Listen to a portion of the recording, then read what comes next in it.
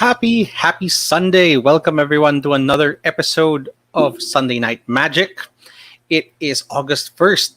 To start, what a perfect way to start the month. So my name is Javi. This is episode 7 of Sunday Night Magic. Thank you everyone who is joining us or just joining. So I see we already have a couple of viewers and a couple of comments coming in. So it's awesome way to start the episode. So before we get to the topic, just a couple of reminders, just throwing some plugs here. So just some people who've been helping our magic community out, the Guild of Mages, for people who are interested in ordering cards from US retailers because they cannot access or find those cards here. Definitely look for the Guild of Mages on Facebook and my personal Facebook group, Cardcore for Magic Singles. It's more of a fire sale situation. So if you are looking to liquidate your Magic the Gathering cards, or if you're looking to get a good price on some singles, definitely go to the Cardcore Facebook page and comment to be added to the group chat. That's where we post every day or 6 days a week. All right, so just gonna get to a couple of stuff here. Yep, hey KO, thank you for joining.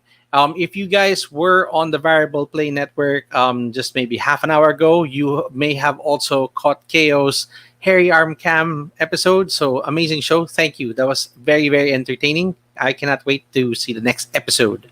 And of course, followed by Denmark. Thank you for joining us also to Denmark. You really got to get back into Magic, man. All right. So let's see. Wow, everyone's counting. So like Ron, third post. Thank you guys. Thank you. So the Variable Play Network is all in the background right now commenting. Excellent. So today's episode is continuing my ongoing series. So for episode 7, I am going to continue with my recommendations for commanders going into color pairings. So if you've not seen the preview blurb for the episode, today we're going to be talking about my top 10 Dimir Commanders. So just a little bit of caveat and explanation here. When we say Dimir, we are specifically talking about black and blue. It just so happened that they got tagged with that name because it's really the only existing like black-blue pairing in their lore. Maybe they might make another school of mages to replace it, but so far it is called House Dimir. It is the guild that doesn't exist, that people don't talk about. It's all about secrecy and being lurking in the shadows and dealing with information. So we're going to be going over a lot of black and blue cards that embody that. And I'm really going to strictly only go with cards that have both black and blue in their casting costs. So I'm not going to touch blue creatures that happen to have a black ability and vice versa. They have to be both black and blue to qualify as a Dimir commander. So I know that it's a little bit debatable, but when I did my research for this, I was very surprised to find out that there really isn't a lot of good Dimir commanders. They usually require a partner pair up of some sort in order to get running. So it's very interesting to really like work with such a limited number of possible options. And I came up with 10. Again, this isn't any definitive list. This is my list. You're entitled to your own opinion. If you feel that there's any commander that I missed here, please share it in the comments, and I will get to the comments as I continue through the episode. Okay. No, Ron. No, we're not doing that. No.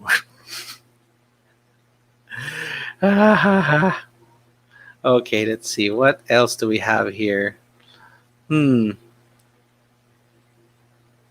Okay. Thank you. And hey, another one. Jetty, thank you for joining. All right, so pretty much let's jump into the list. Let's start off with number 10. My number 10 for my top 10 Dimir Commanders is Etrada the Silencer. So Etrada is 4 to cast and is a 3/5 vampire assassin. What makes Etrada very interesting is that she cannot be blocked at all. So this is a guaranteed hit when she attacks. So when we're talking about commander damage, you need to get to 21. It makes it a lot easier to get through. Okay. Now, the secondary ability of Etrata is what's very interesting. Whenever Etrata deals combat damage to a player, which means she has to go through, which she can, exile a creature that player controls, put a hit counter on that creature. And if a player loses the game, if they have three creatures that have hit counters. So um, there's a little bit of hoops to kind of jump around with that, but then there's just one more really big hurdle that after all of this happens, Etrata's owner shuffles Etrata into their library. Previous commander rules would maybe have the card shuffle in, but you do have the option to just return Etrata to your command zone and pay two colorless more. So you can bypass that entire last half of the mechanic. But what you need to do is get her in the game. You gotta hit a player and hope that they have a creature in play which you can exile. You do that three times and you essentially eliminate one player. So you're not taking out everyone and outright winning. So this is a very slow crawl to victory. But you can do so many combat tricks that as her ability stacks, you can bounce her to your hand and then replay her, which essentially takes away the whole shuffle and tax effect. So you can play around with this, but I really feel that there's so many hoops to jump around that it doesn't feel that worth it. But still a very interesting build. Okay, wait.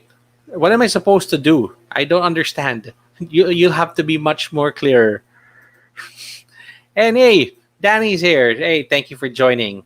You know what? If you really do want to learn how to play Magic, definitely join us for a session. Or I think once we're able to actually go out and play physical Magic with people again, I am more than willing to teach. So wouldn't be the first time, but um, it's a different kind of lesson when you're working on Commander. But I was able to teach my 11-year-old nephew, and he is really enjoying the game. So you know what?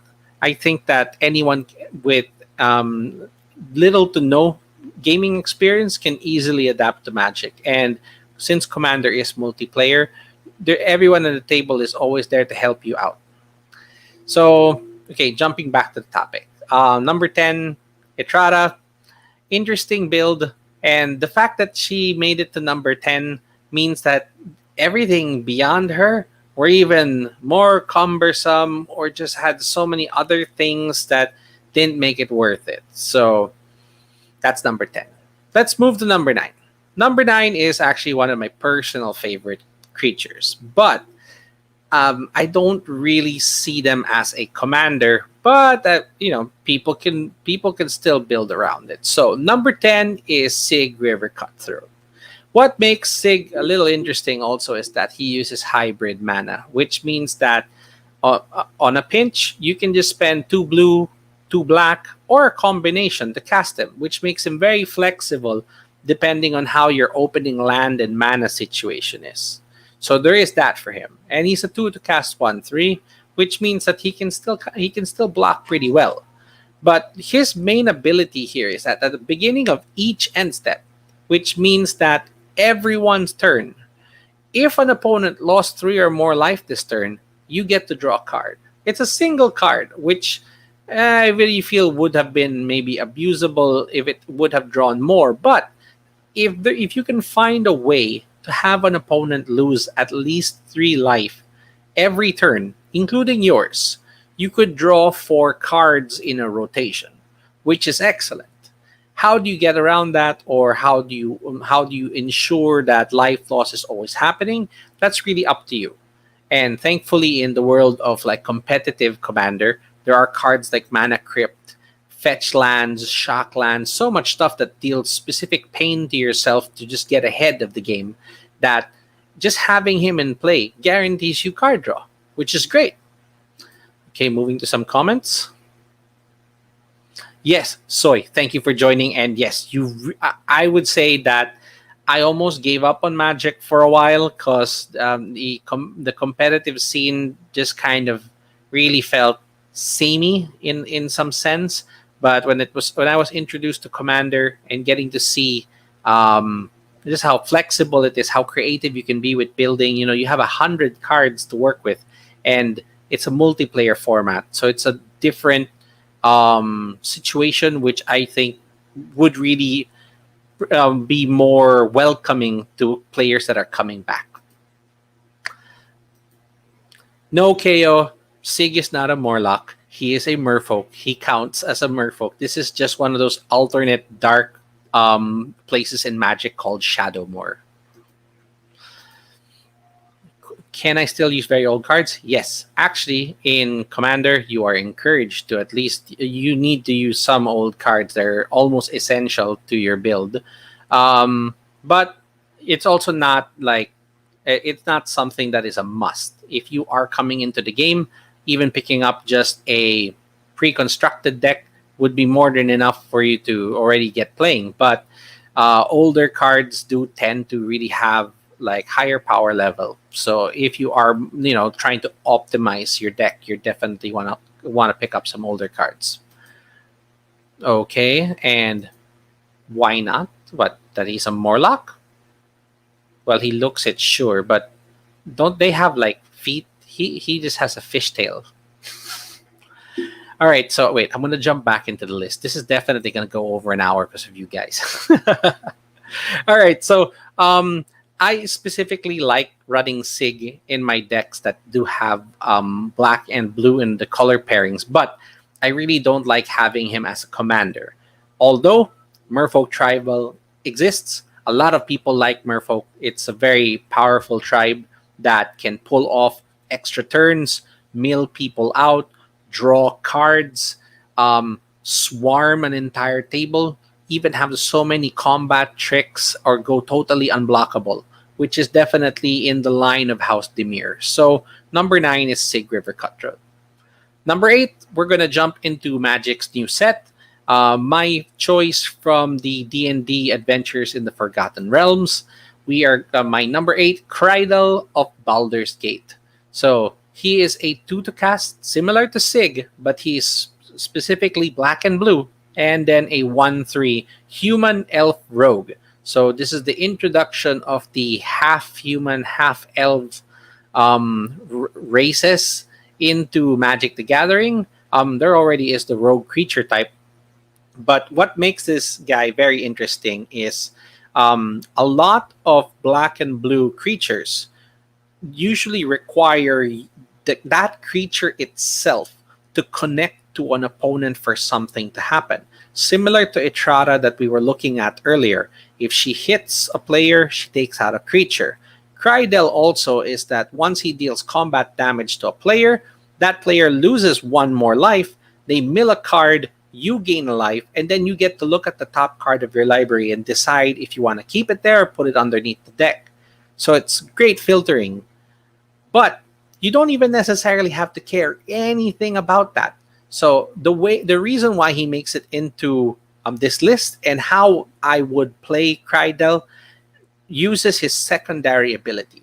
Whenever you attack, it doesn't mean him. It's just when you as a player attack an opponent, you may pay 2 colorless. If you do, target creature can't be blocked this turn. So you don't even have to do anything with him. He can sit in the sidelines, and you can have something bigger go through and connect. To give you an idea of just how efficient this is, his ability costs 2 when you attack. There are other cards that exist in Magic lore that do the same thing. Rogue's Passage, you pay 4 and target creature can't be blocked. Manifold Key, you pay 3 and a creature can't be blocked. And these tap, which means that they are only a one-time use. Jumping back to Krydel, whenever you attack, you may pay 2. If you do, target creature can't be blocked this turn. So he doesn't even tap, although you're only given the ability to make 1 creature unblockable. But from 4 to 3 to 2, he is the most efficient version of making creatures unblockable from the examples I provided. Now, he is a creature, which means that he could probably be like shot with a lightning bolt or something to kill him, but you're not really using him per se to attack. You're making him unblockable. Now, to give you an idea of just how crazy this can get, there is an ability in Magic called Infect, that if a creature is not blocked or if a creature damages a player, that damage is dealt in poison counters. If an opponent gets to 10 poison counters, they outright lose the game. Using Krydel, you can make that creature, whatever creature you have with Infect, essentially unblockable and poison your opponent out. Or use something like Phage the Untouchable that reads, whenever Phage deals combat to a player, that player loses the game. So let her attack, get her in the game somehow. But of course, don't cheat her in because you will lose the game. So, okay, cast Phage for 7 somehow. And when you attack an opponent, pay 2 and they're dead. They just flat out lose the game. So, I haven't built Krydel, but the potential and the way that he is more flexible than your typical Dimir legendary creature is why he makes it on the list. So, number 8 is Krydel. Before we move on, a couple of more comments. Okay. Yes. The D&D set has brought in some really interesting characters, and even just bringing up Baldur's Gate is just brings so much joy to me that it's like been integrated into Magic. Now, I just really wish that they kind of stick to that and don't try to mess with the lore, but instead just translate very iconic characters into Magic form instead. But yes, Baldur's Gate represented by Krydel. Yes, so the D&D set is really looking promising, and as you can see, this example is an uncommon commander. It's not even a rare or a mythic, but opens a lot of potential for like combat-based wins with black and blue, which is exactly what House Dimir is. It's supposed to sneak in. Rogue Tribal was also introduced in the Zendikar Rising block. So taking an existing theme with a tribal theme out of Zendikar now into D&D, that all of the cards are coming together and can make such a great black-blue experience that opponents won't see it coming. And we will touch on a couple, like 2 more commanders that would actually pair really great with Krydel that we're going to go through later on the list. So, okay, on the next commander trigger, will it cost 4? No, it will. Well, when a commander, if you're speaking specifically about the commander dying, if your commander would leave the game for any reason, like be sent to your hand, shuffled into your deck, anything, you have the option to return them to the command zone, and the next time you cast them, they cost 2 colorless more. So every time they return to the command zone, you are essentially adding on to their tax whenever they die. So if you just find a way to kind of blink them around, put them back into hand, cast them again, there's no tax. It only is if they're leaving the command zone to enter the game, you check for that state basis. For the abilities, that also has no bearing to them being in the command zone, although there are some exceptions which also made it into this list. So let me proceed and get to that example. Maybe, let's see. Oh, that's already at number 4. So, but we'll definitely cover that a little later down the line. So number 8, Krydel. Let's move to number 7. So number 7 comes from the Zendikar Rising block that I just mentioned. This is Zareth San, the Trickster. Again, another Merfolk, another Rogue. This is from the Rogue Tribal build that was introduced in Zendikar. So he is 5 to cast, 4/4. But Flash makes him very interesting that he can pretty much be played at an instant. He can show up instantaneously and maybe be a blocker that no one was expecting. Or you can play it at the end of your opponent's turn. During your turn, he can already attack because he has no more summoning sickness. His abilities are also quite interesting. So you can pay 4 and return an unblocked attacking rogue you control to your hand. And Zareth pretty much can come in from your hand onto the battlefield tapped and attacking. Um, for the cases that he would be in your hand, that's okay to have.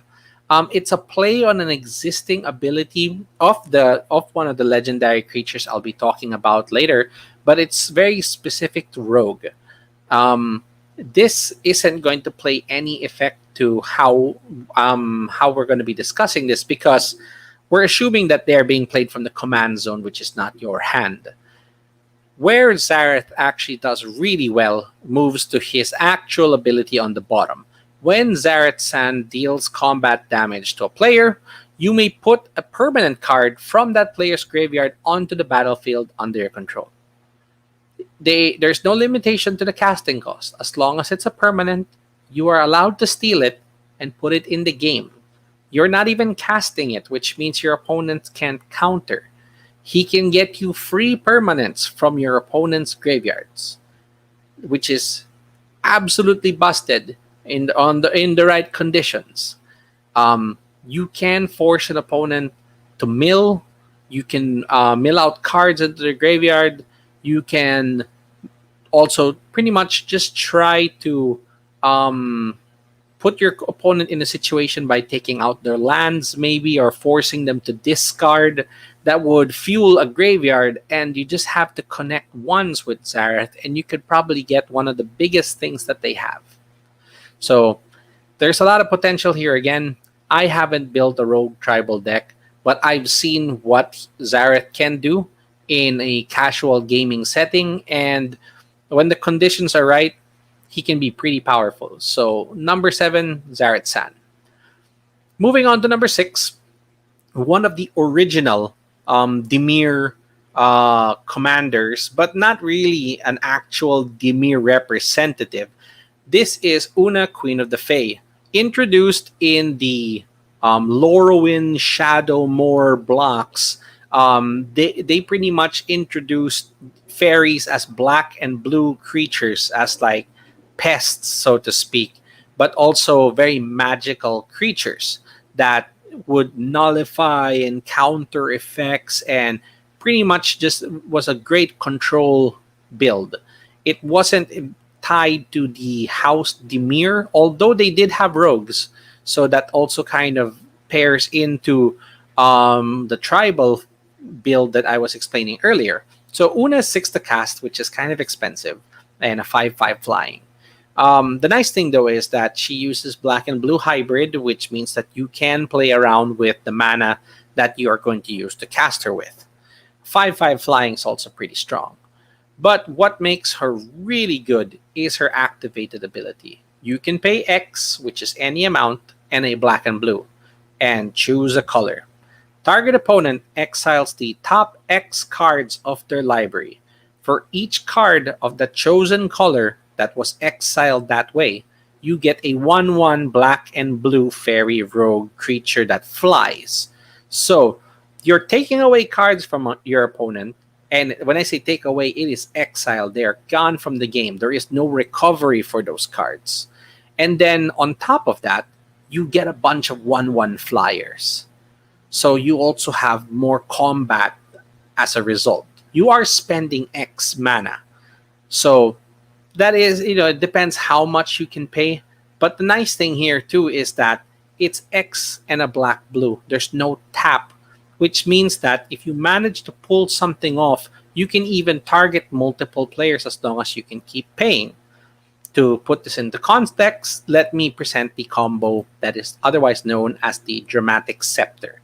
You use Isochron Scepter and Dramatic Reversal. You will imprint Dramatic Reversal into Isochron Scepter, and every time you pay 2, you will get a copy of it, which untaps all non-land permanents, including the Isochron Scepter. If you manage to just produce 3 colorless mana, let's say you have one kind of mana rock that does that, 2 will go to Isochron, leaving you 1, and the process keeps repeating, and which means that you will go infinite. Now, what do you do with infinite mana? Una is a living outlet for infinite mana, and essentially will exile everything your opponents have in their libraries, and once they cannot draw, they die. And you also get an army in the process, provided you name the right color. So, if it wasn't just for the six to cast, if Una was actually a tiny fairy, I think that she would have been one really powerful commander. So, wait, let me jump into some comments. I see. Hey, hi, Jake. Thank you for joining. Yes, Lorwyn was actually super interesting. I like how they switched the roles around and made like the elves the bad guys, and they made like giants like more of like symbols of wisdom instead of like hulking idiots that they usually do in some other like fantasy lore. So, they took some liberties, and they even made their own halflings called the Kithkin. So it's a good try, and I think that they've kind of revisited Lorwyn by printing additional cards in the same lore and setting, which is pretty good. Maybe they'll go back there one day. Okay, wish. Interesting. Oh, you mean like wish spells that take stuff from outside of the game?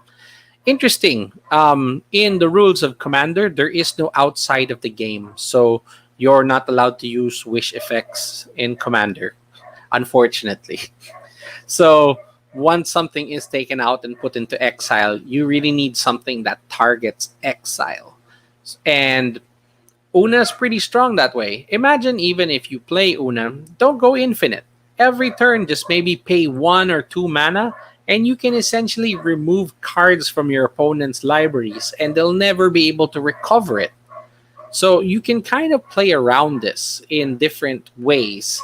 It's just so much more abusable if you have something infinite. So that is my.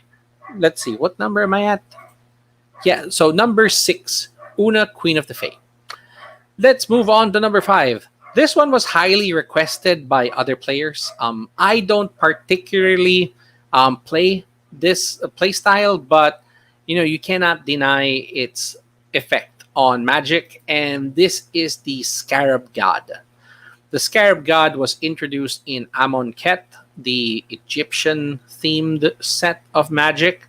So the Scarab God is a 5 to cast 5/5 with the abilities that read as follows. At the beginning of your upkeep, which means when you start your turn, each opponent loses X life. You're allowed to look at the top X cards, or scry X, where X is the number of zombies you control. So he essentially introduces zombie tribal, but he himself is not a zombie, which is weird. As you can see in the artwork, he has like legions and armies of zombies behind him. The eternalized denizens of Amonkhet. His second ability is you can pay 4, which is 2 colorless, a black and a blue, exile target creature card from a graveyard, which means you can remove your opponent's creatures, and then you create a token copy of it, which means you get all of the abilities that if it would come into the game, and then it's a 4/4 black zombie. So there are creatures that have great come into play effects that you can more or less steal and have for yourself, plus you have a 4/4 black zombie, which is pretty good. Then, if he happens to die, if Scarab God dies, you can return him to your hand at the beginning of your end step, which means you don't even need him to go back to your command zone, which means that he gets around commander tax. That's great, because if he dies and you have to play him again, he costs 7, he'll cost 9, he'll cost 11. There's just too much tax to that. That doesn't make him worth playing. But his ability is that if he would happen to die, you keep bringing him back to your hand and you can keep recasting him for 5. Now, how do we break this? There's so many zombie production cards that exist in black. There's so many effects, existing black and blue zombie creature cards. But you know what?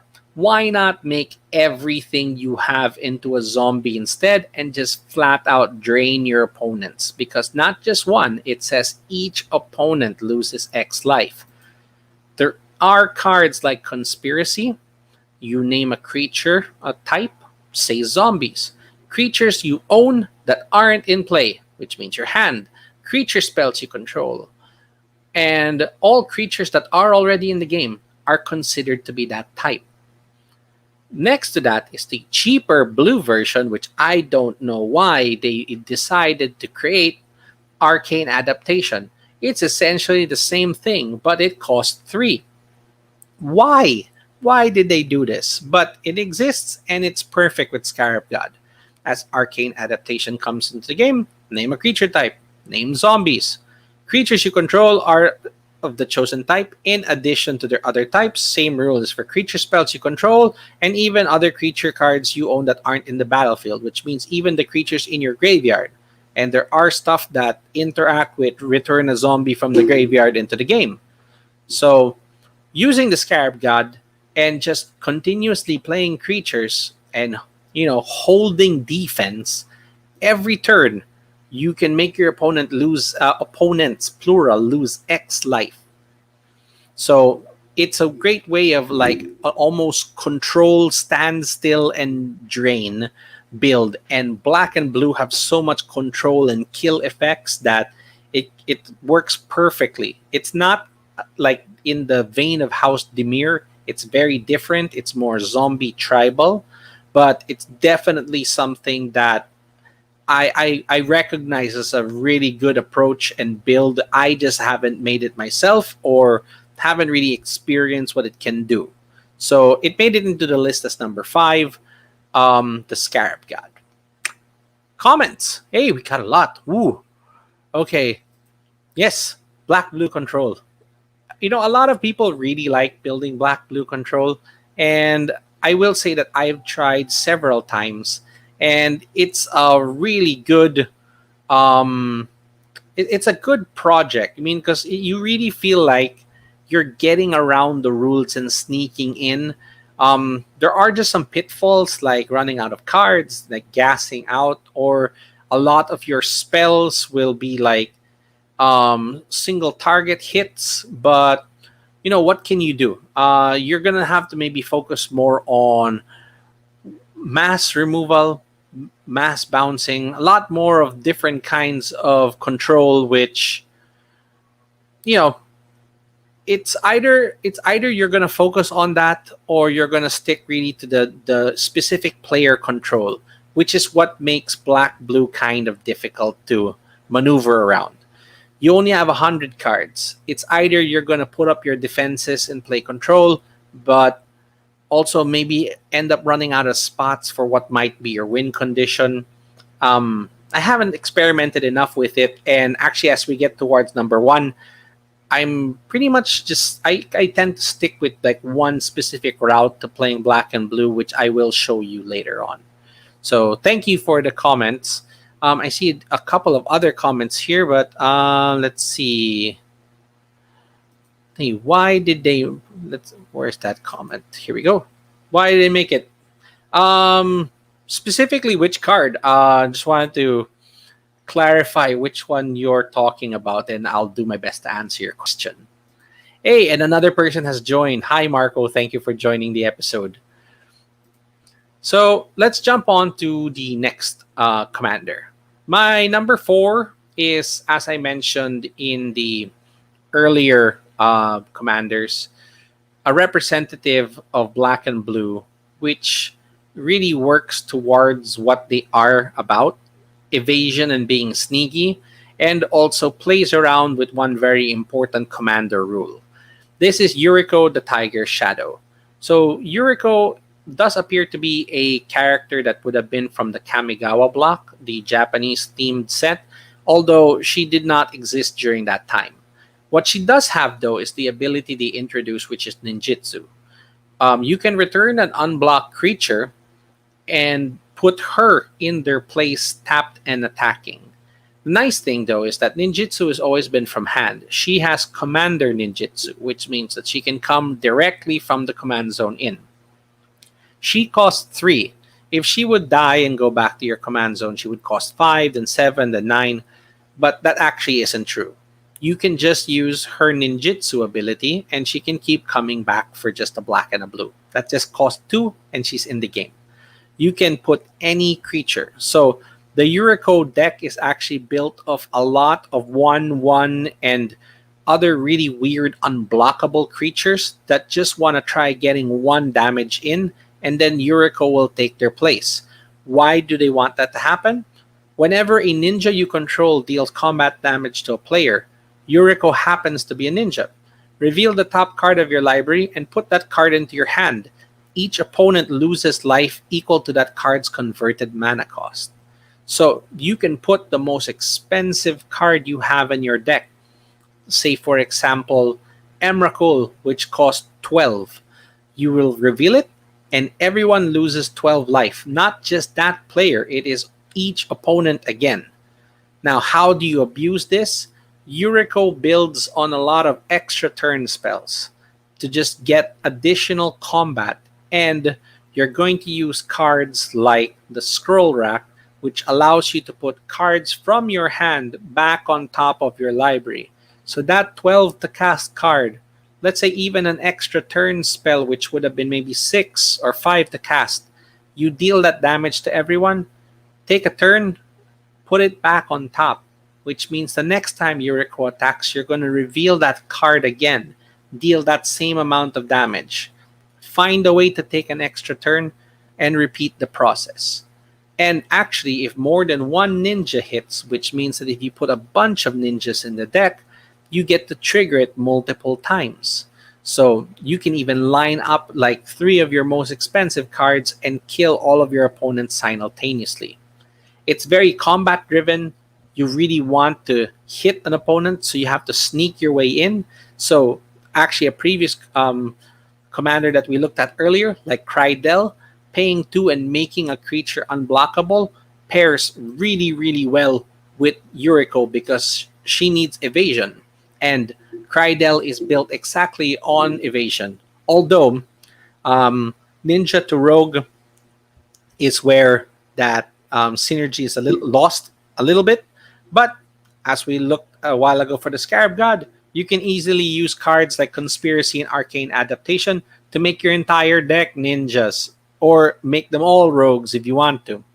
So for this example, let's just say you made everything into a ninja. Anything that connects triggers Yuriko's ability as long as she's in the game.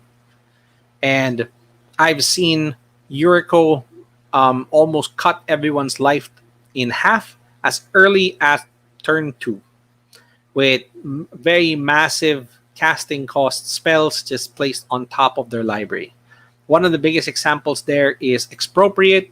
It costs, I believe, 10 or 11, and everyone has to vote either to give a permanent to that player or give them an extra turn. So everyone took 10 damage, and then you might even give them extra turns, which will be used to totally wipe the entire pod away. So there is so much potential.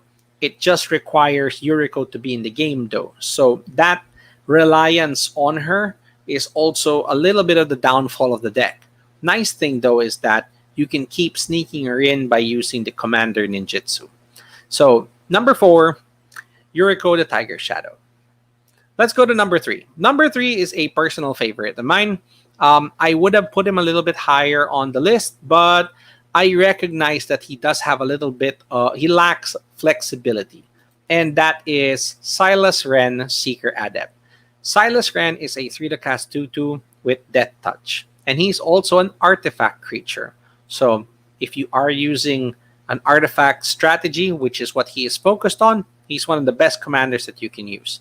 He has Death Touch, which means whatever he hits or comes into contact with will die, which almost makes him unblockable in a way. But if he manages to deal combat damage to a player, so there's that black and blue ability again of wanting to connect to a player, choose an artifact from your graveyard and you're allowed to cast it again. That's great for recurring things that you've lost earlier in a game. So he's a great recovery tool. He is, as long as he connects, you're allowed to bring things that you've already used or lost in the course of the game. And what makes him also really, really good is that he has the partner ability, which means that you could potentially play a 4-color deck using Silas. Um, Last episode, I did show Akiri Lineslinger, who is white and red, and also has partner. I've built them together, and that's essentially four colors, just everything but green, and was totally artifact based. Akiri cared about how many artifacts you had. Silas kept picking up artifacts from the graveyard. So, his flexibility makes him great, although he himself is not an outright win for anything. He just gives you the opportunity to bring back stuff from the graveyard, which is why he's not like number one.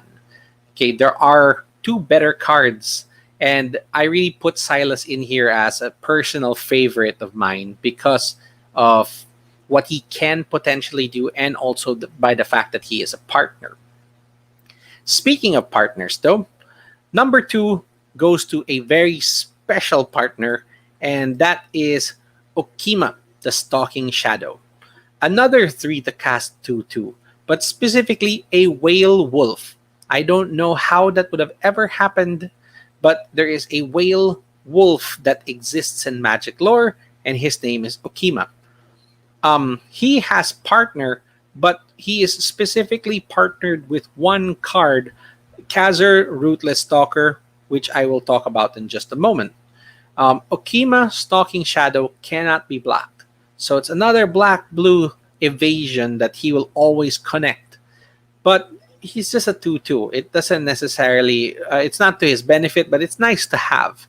Where his strength really is his third ability, is that if he ever leaves the battlefield for any reason, send him back to your hand. If he dies, if he goes back to the command zone for any reason, he will deal X damage to target player, where X, and you gain X life, where X was his power. So by default, it's 2.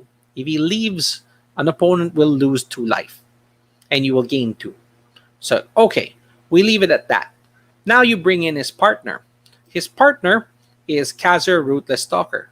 Okay, this is not black-blue, but because they're partners, you essentially have one less card in your library. You're now running 98 cards, and you have the addition of green into your build. So you're actually playing 3 colors. So, it's not as good as Silas because you can play up to 2 more colors, but it's still really good because whatever black and blue may be lacking, you get it with just having these partners together. You don't even need to play Kazur at all. But having green as an additional line that you can take opens up so many possibilities, and one very specific line which is great. So I can skip Kazur's abilities here, but although it's like whenever a creature you control deals combat damage to a player, it gets +1/+1. So the unblockable Okima gets bigger every time he hits an opponent. Okay, so when he leaves, you actually get to deal more damage. But we don't really care about that. I've never played a build using Okima that I cared about Kazur, to be honest. Instead, since Kazur introduces green into your deck, I present to you Food Chain. Food Chain is a 3 to cast enchantment. You can remove a creature you control from the game, and you get to add X mana, which is any color. Oh no, sorry, if any color. Yes, so pretty much you can have to choose one color. You'll make that much. Okay, and then it's +1 of that creature's converted mana cost. So you have to give up a creature, but you're gonna get mana +1. There are 2 creatures that exist, like Eternal Scourge and Mist Hollow Griffin, which allow you to cast them from exile. So you will exile them using Food Chain. Let's use Eternal Scourge as an example.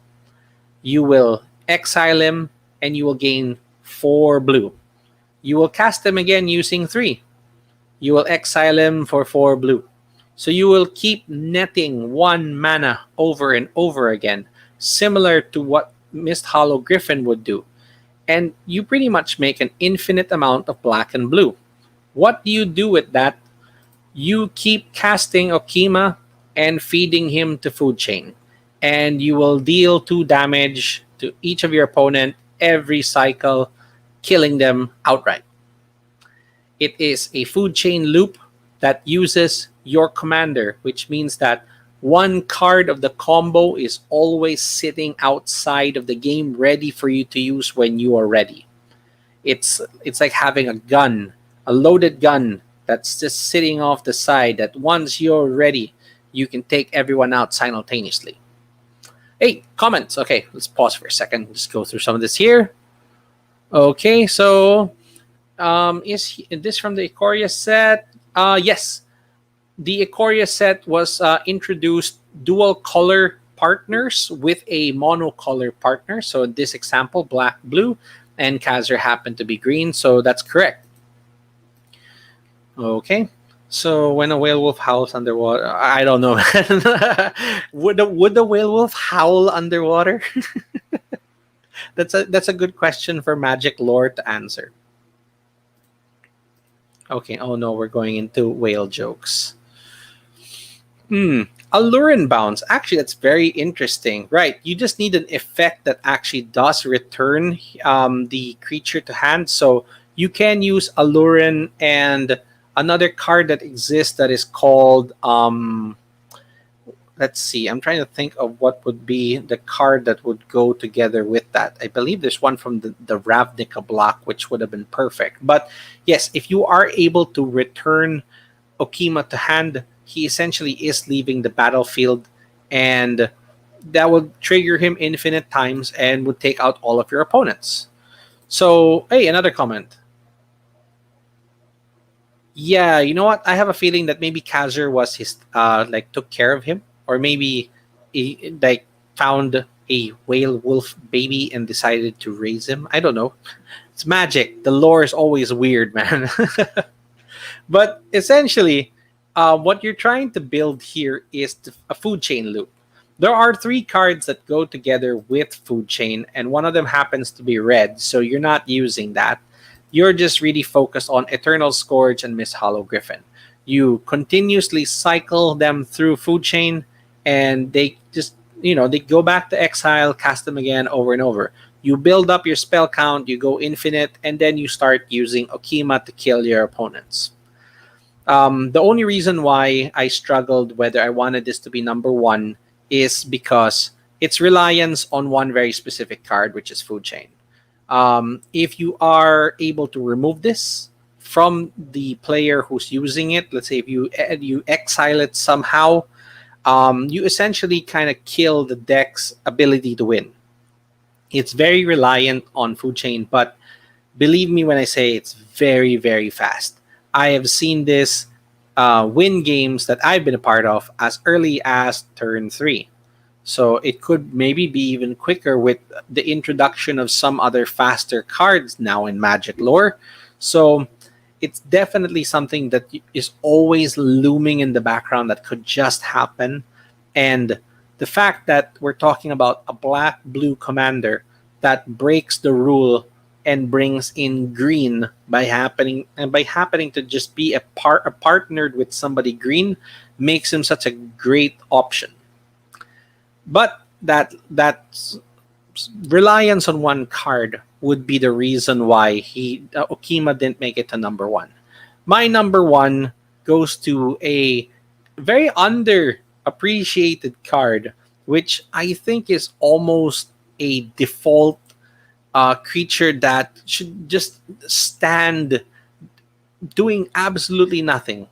He should just be there, and you can continue to play your game and spell sling the way you want and actually mess up every opponent's game. This is my number one, Circo Dimir Lobotomist. So taking the Dimir theme to heart, number one is a representative of House Dimir. Circo is a 4 to cast 2/3 human wizard. So Wizard Tribal is an option. There is a lot of black and blue wizards. Actually, there is a black, blue, red wizard commander deck that exists. So there's a lot of fuel for this. But what we actually want to do with Circo is just protect him. He doesn't have to do anything. He just has to stand in the middle of the game. Whenever you cast a blue spell, that means that even if it's countered, it's fine. You just have to cast. You can exile the top card of a player's library. If you cast a black spell, he does the exact same thing. Exile the top card of a player's library. Your opponents can't cast spells with the same name of cards exiled with Dimir. If I exile the counter spell from player A, both player B and C cannot cast counter spell as well. So you can actually just target one person and essentially lock out the other two players if they are playing similar cards. They cannot cast them. So if I take your Sol Ring, none of the other players can play a Sol Ring. So it hurts everyone at the same time. Now that will essentially paint a target on you. Everyone will want you to die. But you can continuously spell sling. You can do the bounce effects. You can do discard, counter spell, and every time you're playing something, you're taking away cards from your opponents. When Circu dies, they don't get the cards back. They're just exiled. They're gone. Although the third part here that no one can cast it anymore is removed, but just denying player cards is something so efficient, and you don't have to worry about those cards anymore. Even if they reshuffle, they're not getting it back. And going back to a combo that we looked at earlier, Isochron Scepter and Dramatic Reversal is essentially casting a blue spell in perpetuity, which means that you will exile every card from all of your opponent's decks. They will no longer have any libraries to play with. You say done, they each cannot draw a card and die flat out. Even if Circu is killed in that process, somehow you can still stack the effects and take out their libraries, and they still can't draw, and they outright lose the game. There are ways that they can cheat and try to find a way to win, but because of how turn sequences work, they will untap, they will have their upkeep, and then they will draw. Before they're even allowed to maybe cast their first sorcery or play a land or try to stop this effect, unless they have instant speed like flash effects that can save them, they die. So that's the reason why Circu is number one for my list today. He is a commander that pretty much embodies black and blue, that you are rewarded just for casting spells. He doesn't need to attack. He doesn't need to do anything. He just has to stand there and let his ability rob one player of a card from their deck and essentially have the possibility of affecting other players and tie him in with some kind of infinite loop, and you will eat out an opponent, well, all opponents simultaneously and win the game. I've wanted to add him into a lot of decks, and he is perfect for control. So if you are building a deck that is black-blue or even has elements of black and blue, and you want to deny your opponents pretty much the experience of casting spells, consider Circu Dimir Lobotomist. And that pretty much brings me to the end of my episode today. So that was my top 10 Dimir Commanders. Thank you to those who joined the episode today and shared some comments. Again, shout out to Cardcore and the Guild of Mages. If you are looking for MTG singles, if you like the whole fire sale style of cards being posted every day, definitely check out Cardcore. If you are looking to order cards from the United States, we specifically order, I believe now we are ordering from Card Kingdom. So if you want access to cards that you may not be able to find locally, check out the Guild of Mages on Facebook. And pretty much next episode, we're going to be covering another color pairing. I would appreciate some suggestions. I'm ready to talk about any color pairing, but I would like to hear from the audience. And till next time, keep gaming.